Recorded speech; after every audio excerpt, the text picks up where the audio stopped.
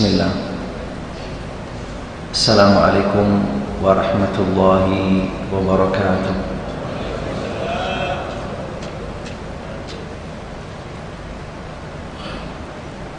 Nampaknya jawabannya kurang seger.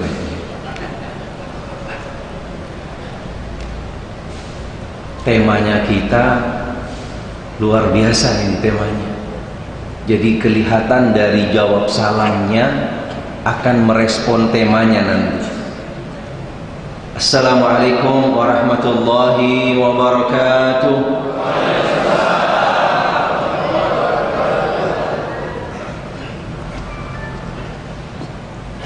Innal hamdalillah nahmaduhu wa nasta'inuhu wa nastaghfiruh wa na'udzu billahi min shururi anfusina wa min sayyiati a'malina. May yahdihillahu fala mudilla lahu wa may yudlil fala hadiya lahu.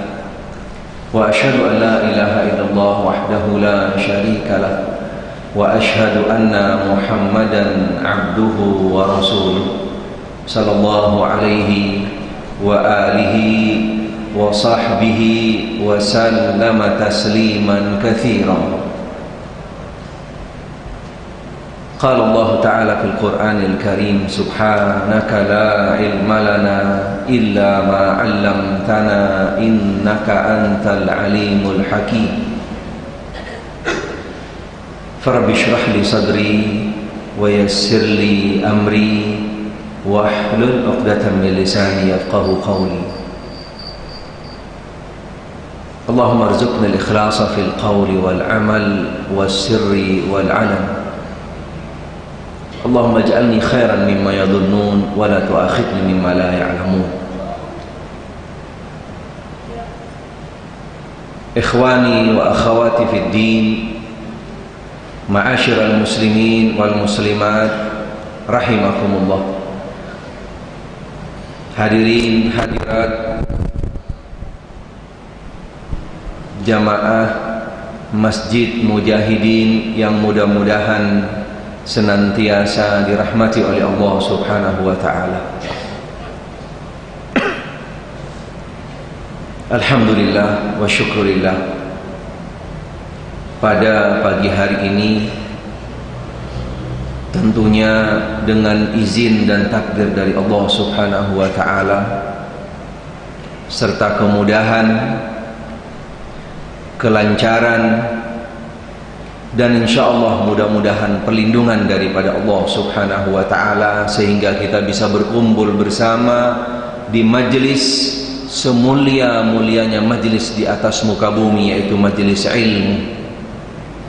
Sekaligus kita berada di tempat semulia-mulianya tempat di atas muka bumi, yaitu Baitullah. Mudah-mudahan Allah Subhanahu wa ta'ala menggolongkan kita, memasukkan kita dari hamba-hambanya yang dimuliakan oleh Allah Subhanahu wa ta'ala. Alhamdulillah wa syukurillah, pagi hari ini kami dikumpulkan dengan saudara-saudara kami yang sebenarnya saudara dekat kami, karena kami nggak jauh-jauh asalnya, timur dikit udah nyampe. Cuman kebetulan karena sudah lama merantau, meninggalkan kampung halaman, sejak 86 kami sudah di Jakarta.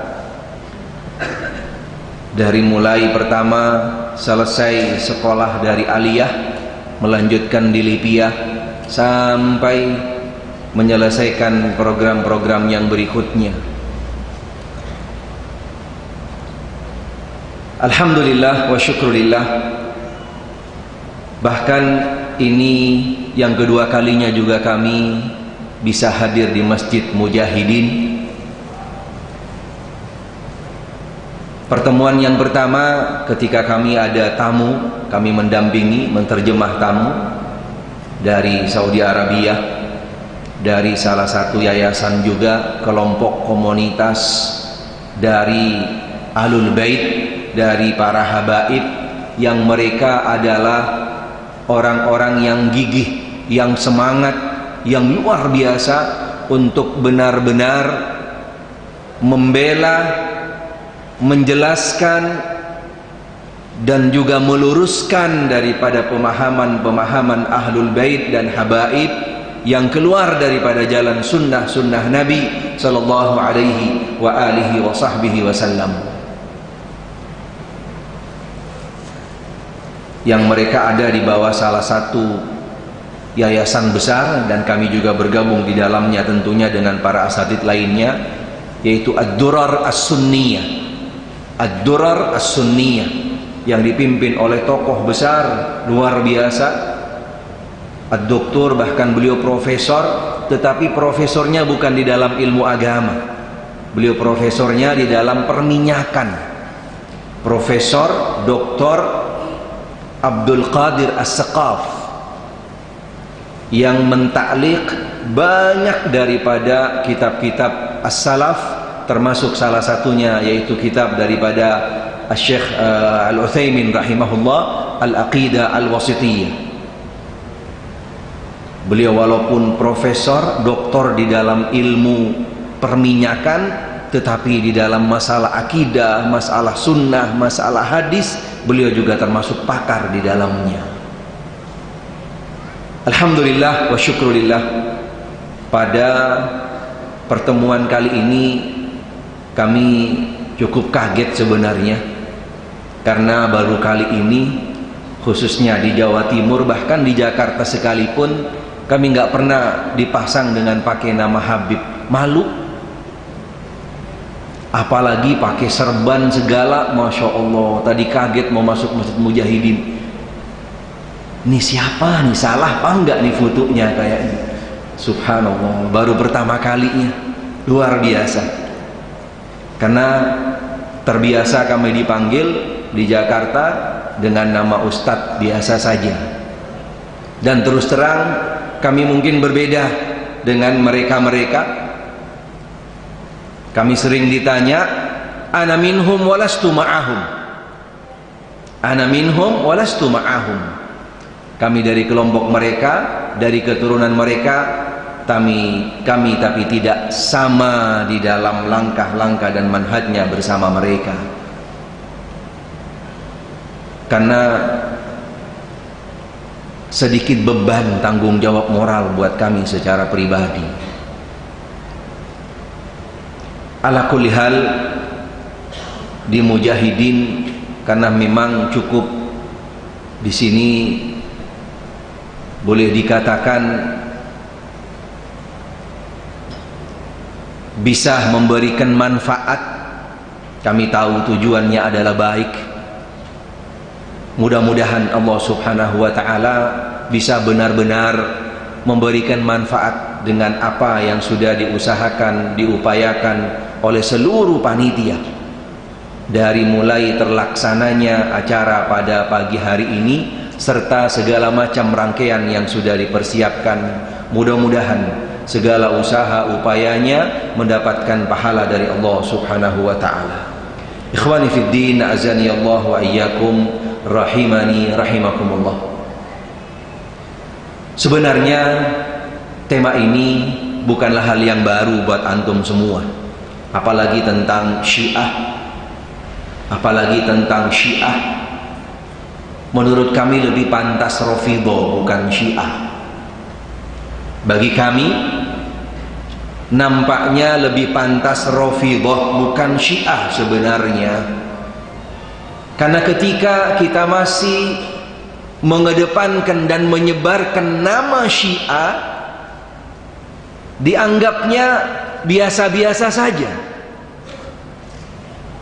akan masih dikategorikan seperti terminologi Syiah yang ada di zaman akhir daripada Utsman ibn Affan, terminologi Syiah yang berada di abad-abad yang dulu, yang sekarang sudah tidak pantas lagi dan tidak tepat terminologinya dipanggil atau disebut dengan Syiah. Yang tepat dan yang benar, mereka adalah kaum Rafidhah, orang-orang yang menolak, menentang, bukan hanya kepada penentang terhadap Khulafa'ur Rasyidin, tapi menentang terhadap agama Islam. Itu yang pantas dan yang pertama yang perlu kita pahami bersama. Kita perlu menyebarkan, meluaskan terminologi Rafidhah daripada Syiahnya. Karena selama kita masih mengangkat Syiahnya, akan dianggap biasa-biasa saja.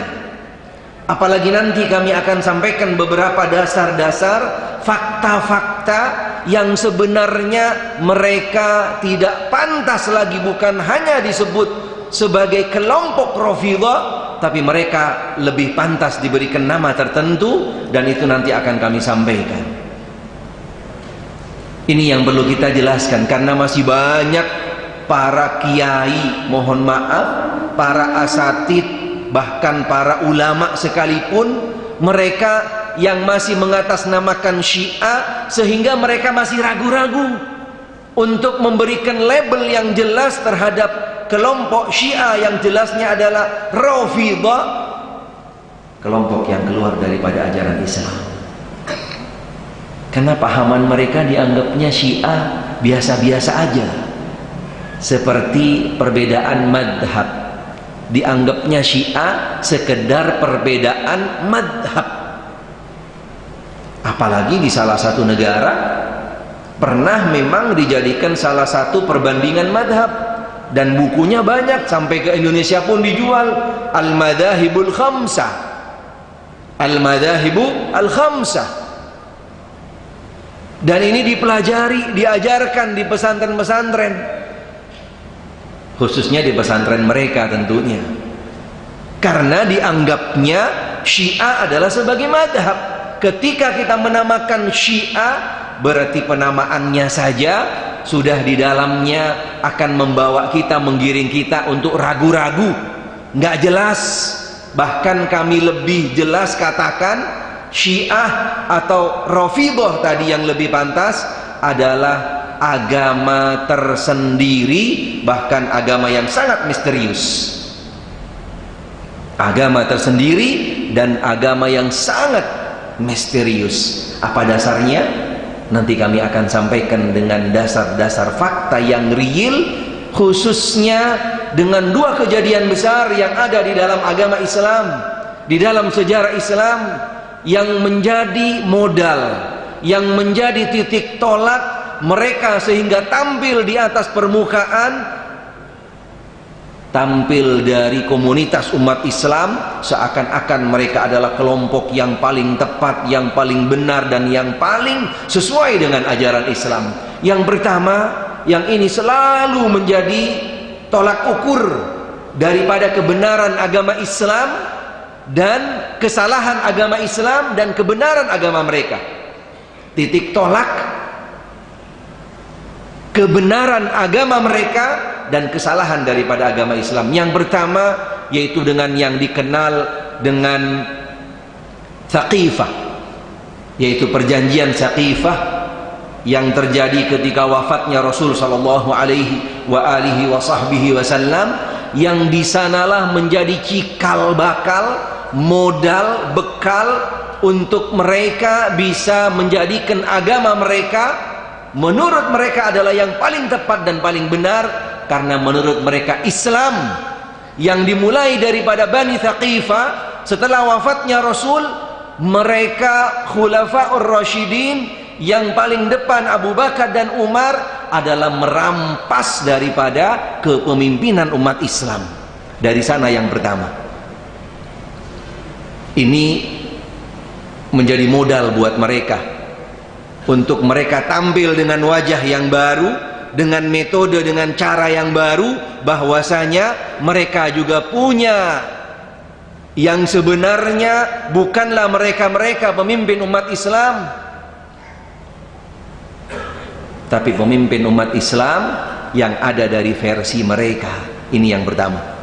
Ini yang perlu kita pahami, karena dari dua atau dari titik ini yang berawal pertama. Kemudian yang kedua, yang nanti insya Allah akan jadi tema kita pada pagi hari ini, walaupun sebenarnya ini tema aja sekedar pengantar, sekedar pembuka, dan juga untuk menjelaskan fakta-fakta realita bahwasanya mereka sudah jauh menyimpang daripada bukan ahli sunnah saja, bahkan keluar daripada ajaran Islam, yaitu wafatnya atau terbunuhnya Husain. Terbunuhnya Husain. Karena dua titik ini atau dua modal ini yang selalu mereka angkat ke permukaan. Karena dari dua hal ini jadi modal besar buat mereka untuk membesarkan misi visi agama mereka. Karena ketika seorang muslim mengingkari yang namanya as-saqifah, yaitu peralihan pemerintahan dari wafatnya Rasul kepada Khulafa ar-Rasyidin, berarti mau tidak mau harus mengambil kepemimpinan mereka.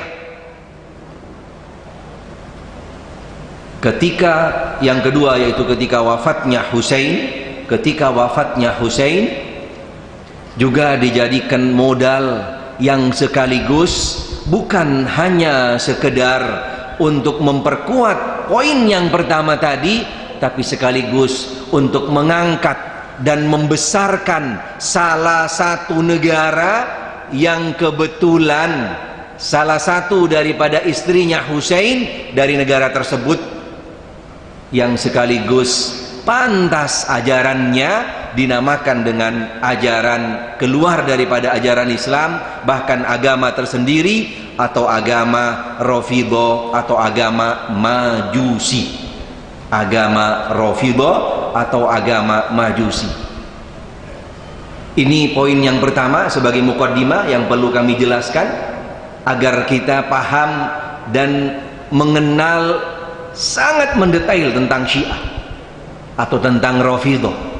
Jadi cikal bakalnya, ujung pangkalnya mereka mendirikan agama Rafidhah tersendiri dari dua poin tadi, yaitu dari Saqifah tadi, peralihan pemerintahan dari Rasul sallallahu alaihi wasallam, kemudian yang kedua dari wafatnya Husain. Ikhwani fid din, azani Allah wa iyyakum, rahimani rahimakumullah. Di dalam memahami sejarah,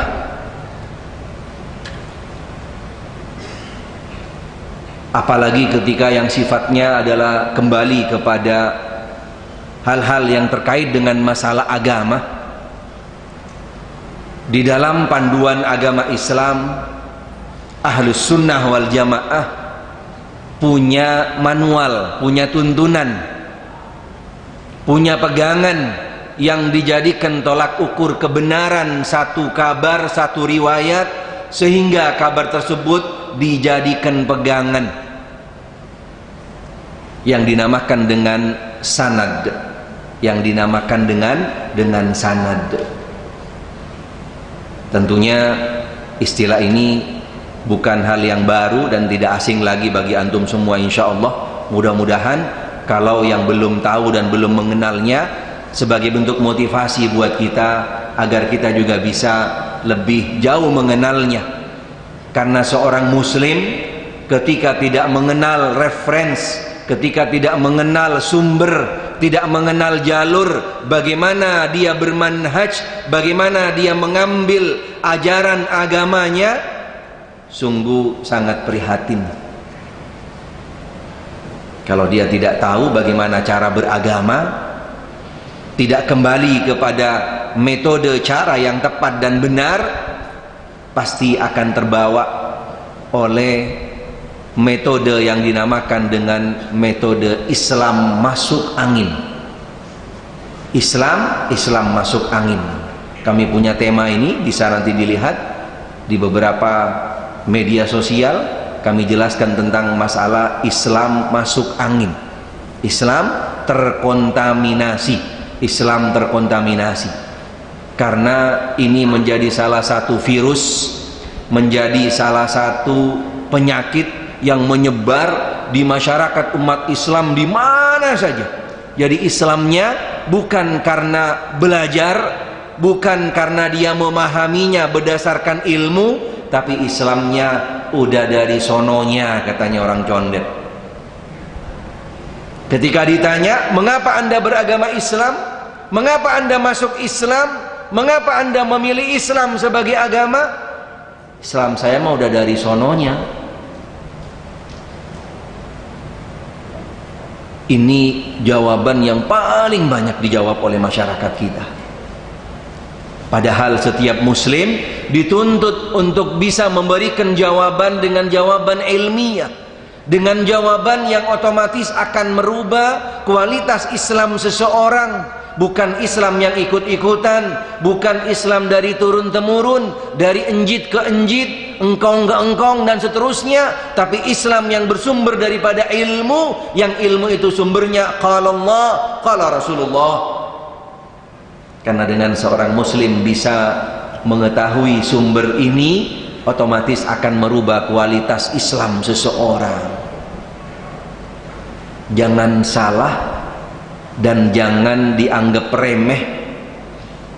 Mereka para musuh-musuh agama Islam, khususnya Rafidhah, yang dijadikan target, yang dijadikan sasaran, mereka-mereka yang nggak punya dasar, mereka-mereka yang lemah, mereka-mereka yang Islamnya terkontaminasi masuk angin, mereka yang akan diundang di dalam acara mereka yang akan disampaikan informasi tentang ajarannya, tapi mustahil mereka akan ngundang para ustadz, akan ngundang para thalibul ilmi, nggak mungkin. Tapi yang diundang adalah mereka-mereka yang Islamnya terkontaminasi tadi, Islam yang masuk angin, yang Islamnya cuman ikut-ikutan.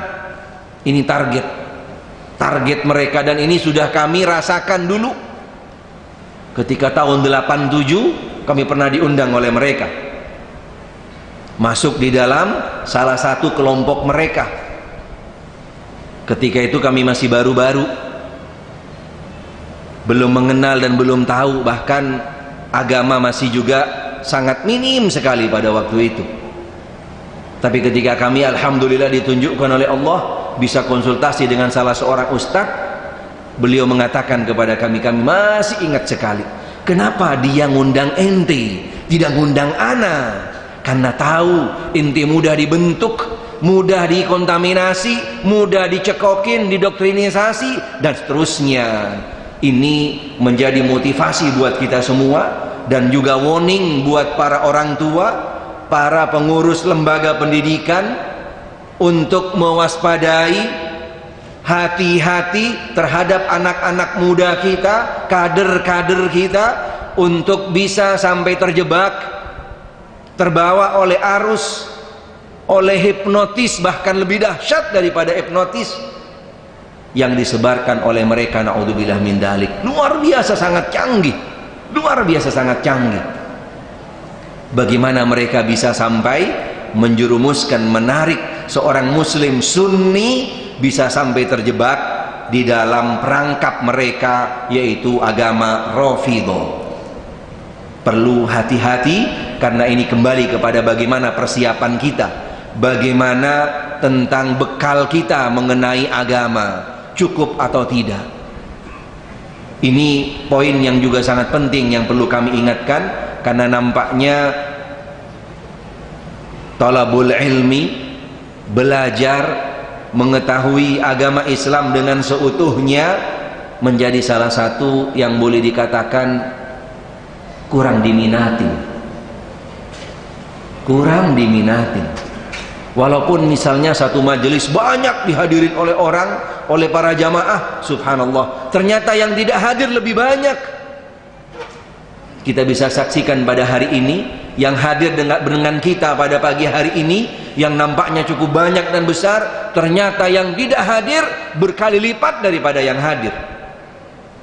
Karena sudah menjadi sunnatullah, yang namanya tuntunan, yang namanya ajaran agama kurang didemenin, kurang disukain, karena sesuatu yang akan mengantarkan seseorang ke surga, tantangannya, rintangannya sangat besar. Apalagi sekarang dengan kondisi di depan kita, tantangan, rintangan, serta juga ancaman khususnya Rafidhah luar biasa sangat dahsyat. Berarti kita harus benar-benar untuk mempersiapkan segala sesuatunya. Sekali lagi kami ingatkan buat kader-kader kita, para pemuda-pemuda kita, untuk bisa benar-benar dipantau, dimonitor, dibimbing, diarahkan untuk bisa selamat daripada jebakan dan juga rayuan-rayuan daripada mereka. Naudzubillah, naudzubillah min dzalik.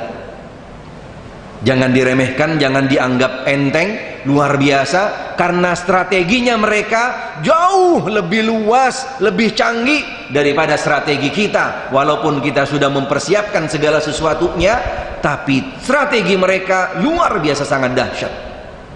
Karena tidak cukup waktu kalau kita akan membahas tentang segala aspek yang terkait dengan masalah Rafidhah dari segala macam sisinya, nggak akan selesai-selesai sampai kapanpun.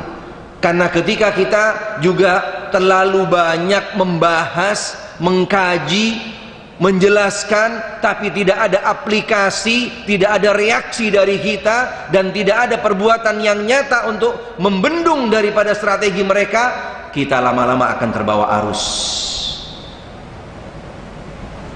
Banyak contohnya di beberapa tempat, bahkan di beberapa negeri, yang awalnya cuma 1, 2, 3 segelintir orang, tapi karena mereka tidak sadar, tidak paham dengan apa yang ada di balik itu semua, naudzubillah min dzalik, akhirnya semuanya terjebak di dalam arus dan juga di dalam kelompok tersebut. Naudzubillah min dzalik. Ikhwani fid din, a'azani Allah wa iyyakum, rahimani rahimakumullah. Salah seorang ustadz pernah menulis tentang masalah Karbala, sangat bagus sekali. Beliau melihat dari dua sisi tentang tragedi Karbala. Yang pertama daripada sisi sanadnya tadi, riwayatnya, yang menjadi standar setiap apapun yang ada di dalam agama Islam, tidak akan keluar daripada 3 hal. Yang pertama, apapun bentuknya riwayat itu, bisa jadi riwayat itu adalah lemah, atau yang kedua, riwayat itu adalah palsu, dan yang ketiga, bisa saja riwayat tersebut adalah sahih.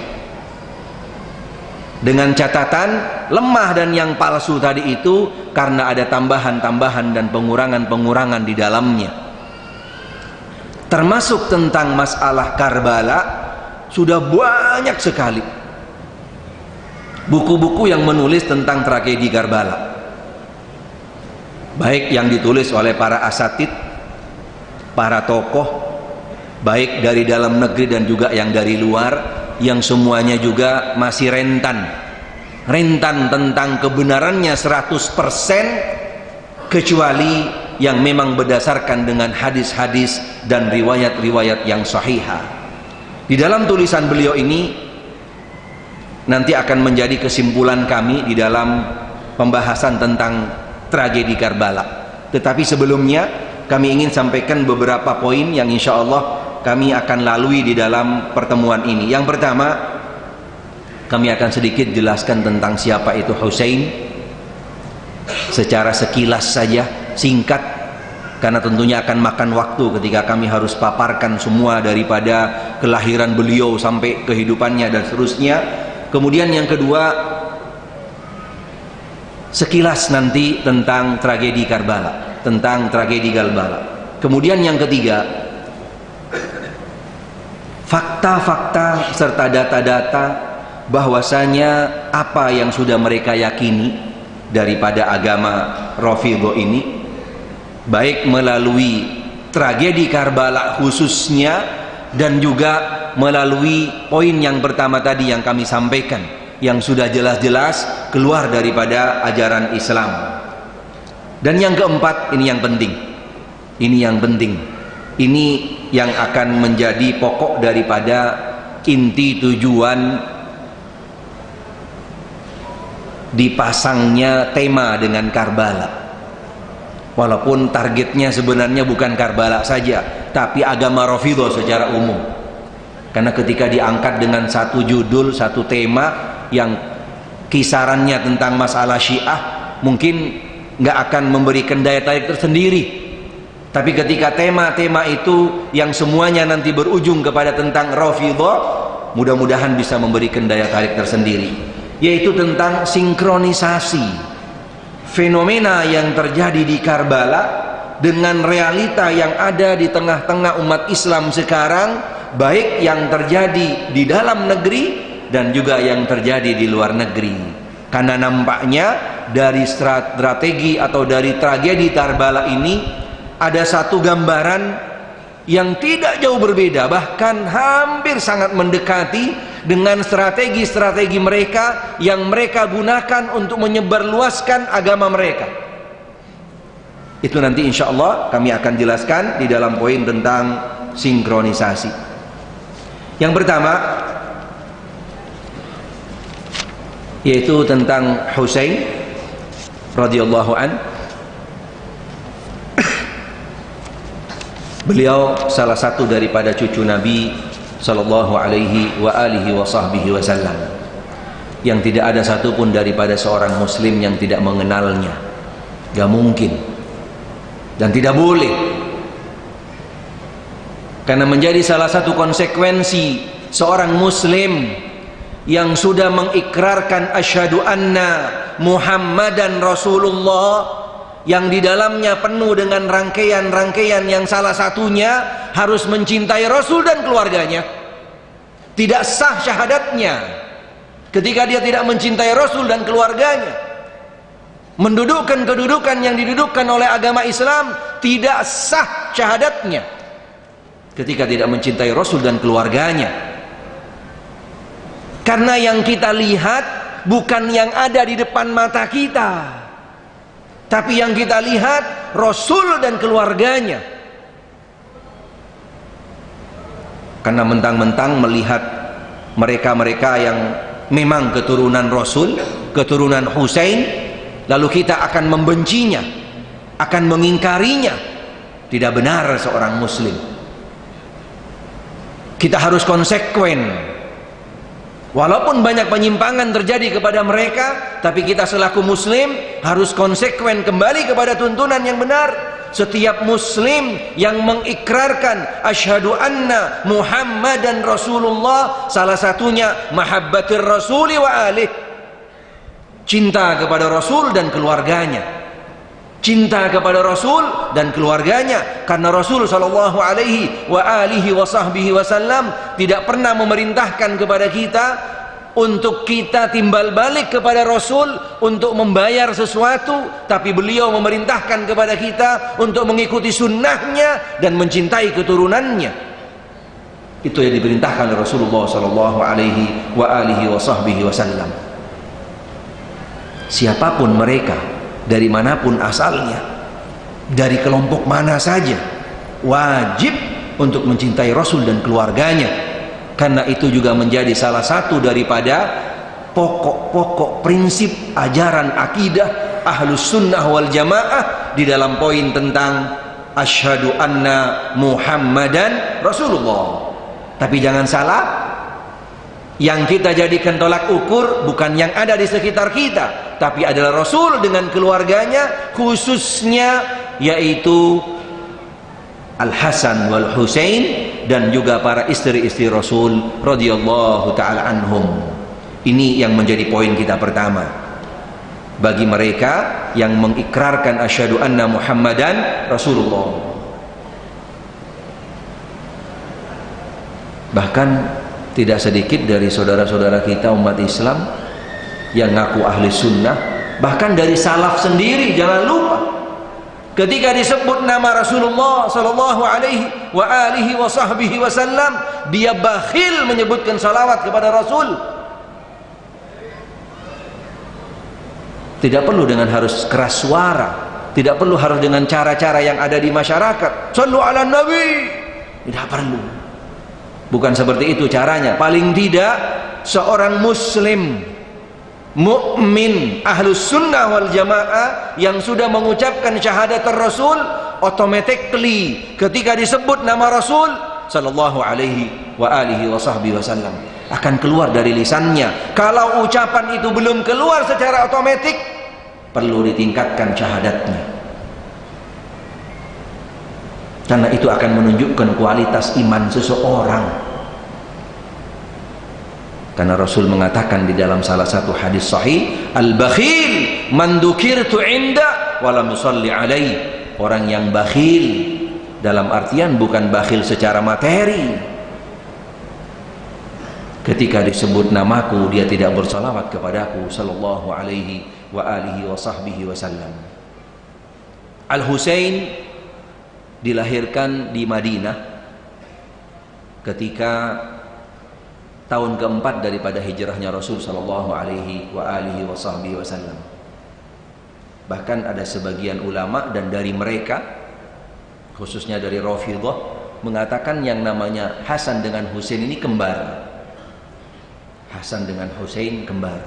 Padahal Hasan lebih awal lahir, kemudian diikuti oleh Husain, kemudian diikuti oleh Husain. Dikatakan Hasan itu lebih menyerupai Rasul daripada muka dan pundaknya, kalau Husain dari bawah. Tapi kalau versi mereka dikatakan Al-Hasan adalah sama dengan Rasul, tapi Al-Husain sama dengan Ali bin Abi Thalib. Karena mereka ketika menafsirkan salah satu firman Allah di dalam Al-Qur'anul Karim, wattini wazzaitun adalah Hasan dan Husain. Wattini wazzaitun adalah Hasan dan Husain. Riwayat yang lain mereka mengatakan adalah Muhammad dan Ali. Jadi kita kalau mau beli zaitun gitu kan, Muhammad 2 kilo, Ali 3 kilo. Atau mau beli Husain 2 kilo, yang Hasan 4 kilo. Itu menurut ajaran mereka, menurut tafsiran mereka. Wattini wazzaitun adalah ditafsirkan Muhammad Ali atau Hasan dan Husain. Ikhwani fiddin, azani Allah wa iyyakum. Perjalanan Husain di masa hidupnya, khususnya ketika bersama Rasul, beliau sangat dicinta oleh Rasul sallallahu alaihi wa alihi wa sahbihi wasallam. Dekat dengan Rasul, dicinta oleh Rasul, dan banyak beberapa tuntunan-tuntunan, beberapa kondisi-kondisi yang terjadi antara beliau dengan Hasan dan Husain dijadikan tuntunan di dalam agama, dijadikan pedoman bagi setiap muslim bagaimana Rasul memperlakukan terhadap anak kecil, terhadap keluarga, terhadap orang-orang yang lemah dan seterusnya ketika beliau berinteraksi dengan cucunya yaitu Al-Hasan dan Husain. Pada akhirnya ketika wafat Rasul sallallahu alaihi wa alihi wasallam, Hasan dan Husain sudah cukup besar. Akhirnya sampai pada masa meninggalnya khalifah yang terakhir yaitu Utsman ibn Affan. Di sanalah ketika meninggalnya Ali bin Abi Thalib, selesai daripada Khulafa ar-Rasyidin, di sana mulai ada masa pergantian.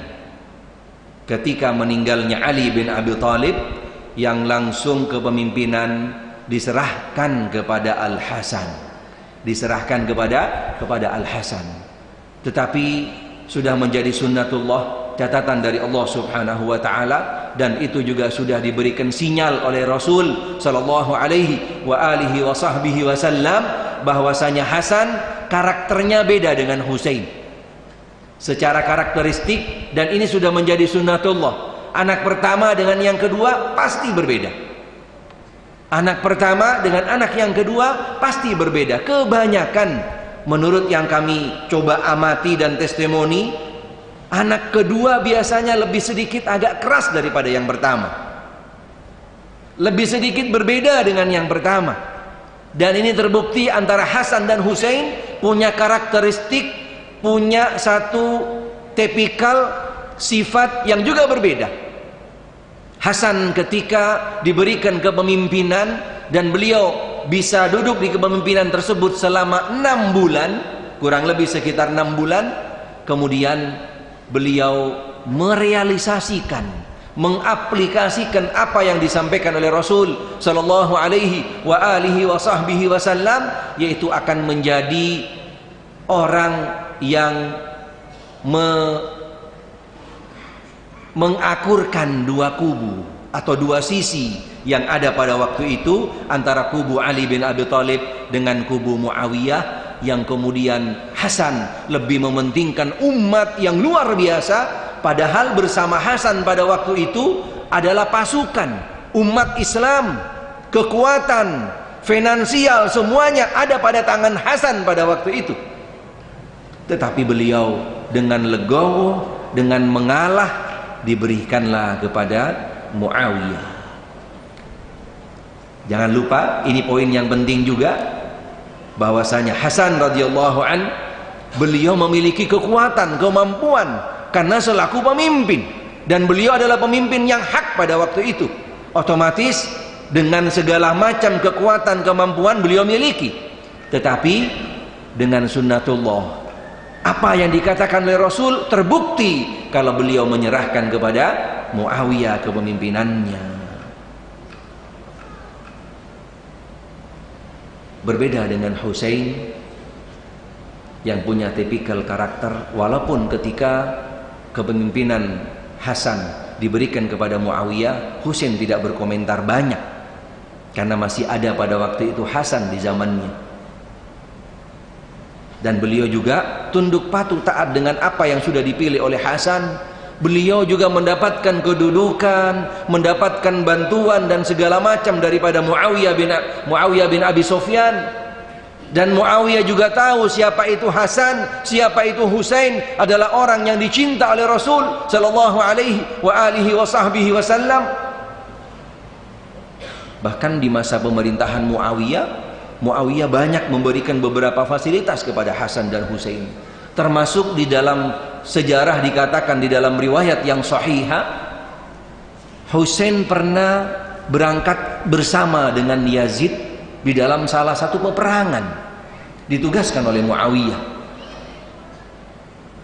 Di sini sebagai bukti nyata bagaimana Husain, bagaimana Hasan, bagaimana Yazid, Muawiyah, yang ini menjadi lingkaran yang selalu menjadi bahan, yang selalu diangkat oleh mereka agama Rafidhah. Seakan-akan permusuhan itu sudah ada sejak awal, tidak ada sama sekali. Karena Yazid dengan Husain bisa akur di dalam satu peperangan. Waktu itu dalam peperangan Konstantinia, yang mereka juga kembali dengan membawa kemenangan. Bahkan termasuk di akhir-akhir daripada pemerintahan Utsman ibn Affan, Ali bin Abi Thalib mengirim Hasan dan Husain untuk menjaga Utsman ibn Affan, yang pada waktu itu akhirnya Husain sempat terluka. Husain sempat terluka di dalam pembelaan dan menjaga Utsman ibn Affan. Kemudian ketika meninggalnya Muawiyah, disinilah mulai muncul kembali perselisihan. Siapa yang berhak memimpin setelah wafatnya Muawiyah bin Abi Sufyan radhiyallahu anhu? Karena sudah menjadi salah satu kesepakatan awal, ketika meninggal orang tua akan dilanjutkan oleh anaknya. Ketika pada waktu itu kekuasaan Muawiyah cukup besar, pemerintahannya cukup besar, dan juga didukung oleh banyak provinsi, tidak ada satupun provinsi yang bertentangan dengan beliau, kecuali yaitu salah satu provinsi yang ada di Irak, yang di sana mayoritas penduduknya semuanya adalah orang-orang yang katanya mereka adalah pendukung Ali bin Abi Thalib. Ketika pemerintahan Muawiyah mereka loyal walaupun tidak sepenuh hati, tapi ketika meninggalnya Muawiyah mulai mereka memproklamirkan yang berhak kepemimpinan adalah Husain dari orang-orang Irak atau Kufa yang lebih tepat.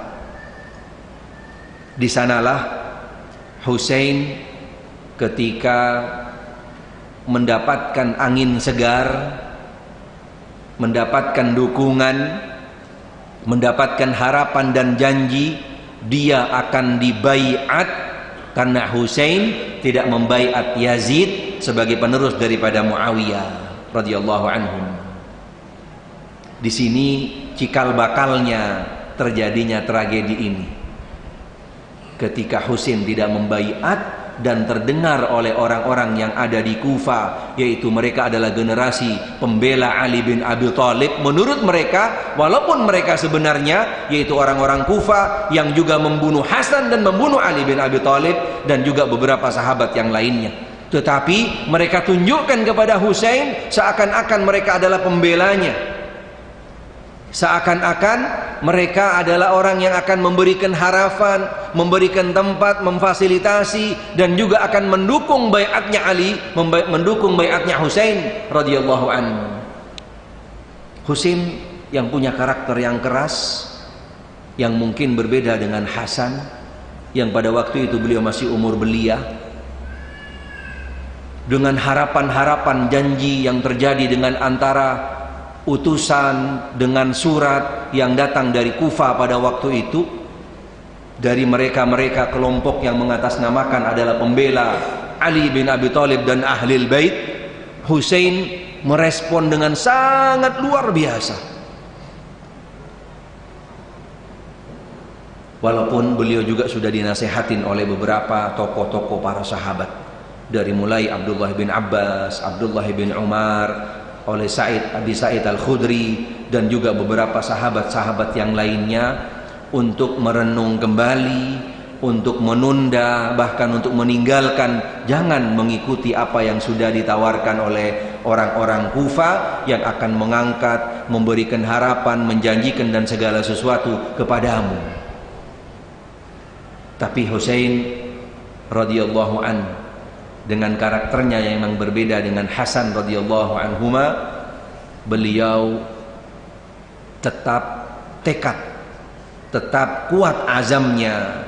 Bahkan ketika terakhir sudah berangkat, sempat disusul oleh Abdullah bin Abbas di perjalanan, "Ya Husain, kamu masih tetap akan berangkat ke sana?" Padahal pada waktu itu Husain bin Ali bin Abi Thalib radhiyallahu anhu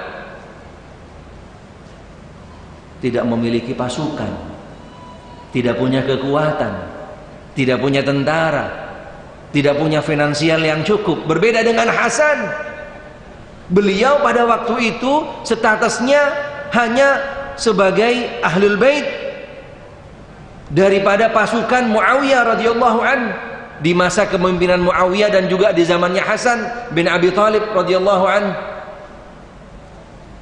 Berbeda dengan Hasan, beliau tidak punya pasukan pada waktu itu, tapi diajak oleh orang-orang Kufa, diundang dengan janji-janji harapan yang segala macamnya. Beliau datang ke sana dengan membawa sanak keluarga dan para keluarga-keluarga dekatnya yang tidak banyak jumlahnya pada waktu itu, yang otomatis tidak mungkin akan menghadapi musuh ketika terjadi apa-apa di dalam perjalanan. Dengan itu para sahabat, khususnya Abdullah bin Abbas selaku daripada sepupu daripada orang tuanya, mengingatkan dengan sangat dalam kepada Husain. Tapi beliau terakhir menjawab, "Ya bna ammi, ketahuilah, aku sudah punya dasar."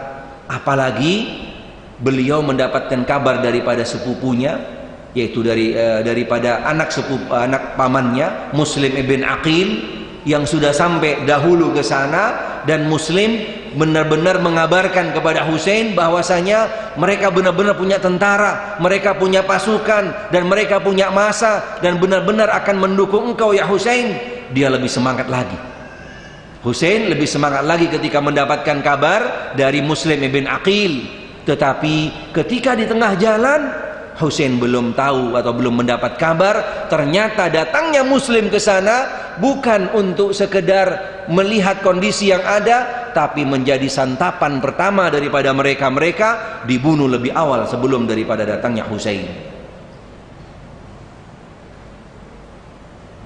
Di tengah jalan, ketika sampai di salah satu tempat, Husain sudah hampir mendekati daerah Kufa, berada di pinggiran Syam, Suriah, dan Kufa. Ketika di sana beliau sudah mulai mencium aroma-aroma tidak enak. Sudah mulai ada sinyal-sinyal yang meragukan. Ketika di sana langsung pasukan yang tadi itu, yang awalnya akan mendukung, menyambut dan akan mengangkat mereka, meninggalkan Husin jauh sekali, ditinggalkan, tidak disambut dan seterusnya. Tapi akhirnya Husin berhadapan dengan pasukan yang dipimpin pada waktu itu oleh Ubaidillah bin Ziyad. Oleh pasukan Ubaidillah bin Ziyad, yang dia adalah termasuk kelompok